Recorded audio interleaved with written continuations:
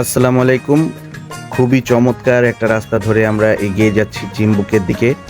চারিপাশে এত সুন্দর ভিউ, এত সুন্দর দৃশ্য দেখে আসলে চোখ জুড়িয়ে যাচ্ছে। মন প্রাণ শীতল হয়ে যাচ্ছে।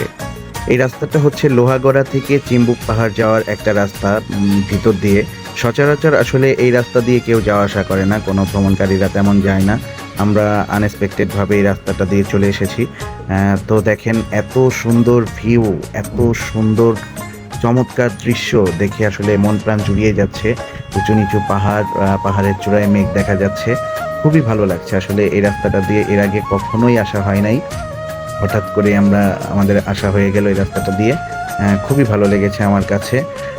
এগিয়ে চলছি আমরা সামনে, শুধু সবুজ প্রকৃতি আর দূরে পাহাড়, পাহাড়ের উঁচু নিচু ঢেউ দেখতে দেখতে আমরা চলে আসছি প্রায় চিম্বুকের কাছাকাছি।